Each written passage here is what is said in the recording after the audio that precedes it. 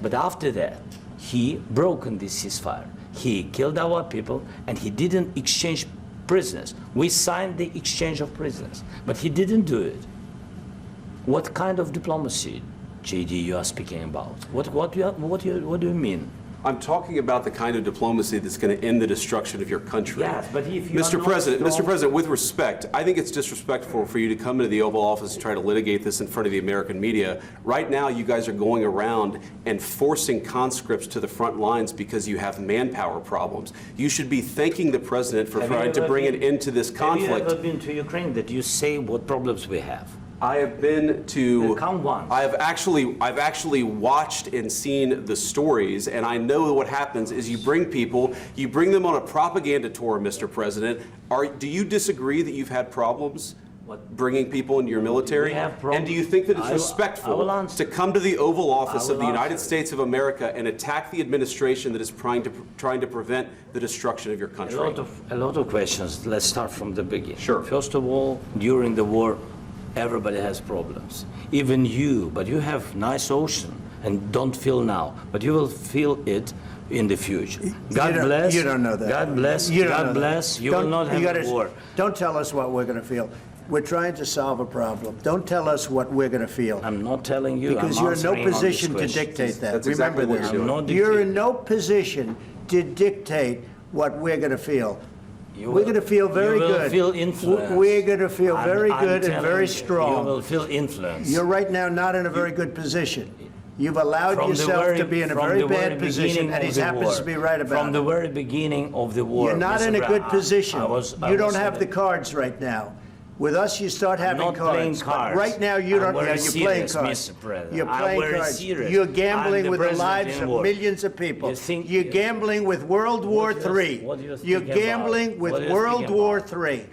And what you're doing is very disrespectful to the country, this country. That's back to you. Far more than a lot of people said they should have. Have you said thank you once? This entire meeting? No, in this entire meeting, have you said thank you?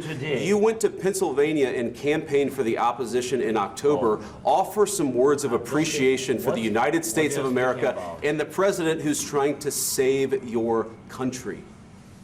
Please, you think that if you will speak very loudly about the war, you can... He's not speaking loudly. He's not speaking loudly. Your country is in big trouble. Can I Wait a minute. No. You've done a lot of talking. Your country is in big trouble. I know. You're not winning. You're not winning this. You have a damn good chance of coming out okay because of us. Mr. President, we are staying in our country, staying strong from the very beginning of the war. We've been alone, and we are thankful. I said thanks you haven't been in this alone. cabinet. You haven't been alone. In this cabinet. We gave you, through this stupid president, $350 billion. We gave you military equipment, and your men are brave, but they had to use our military. Yes. What about if you didn't have our military equipment, if you didn't have our military equipment, this war would have been over in 2 weeks. In 3 days, I heard it from Putin. In 3 days, this is something maybe new. Less. In 2 weeks, of course, yes. It's going to be a very hard thing to do business like this. Again, I tell you. Just say thank you. I said a lot of times Except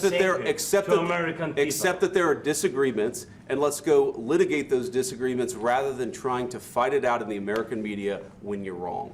We know that you're wrong. But you see, I think it's good for the American people to see what's going on. I understand, sir. I think it's very important. That's why I kept this going so long. You have to be thankful.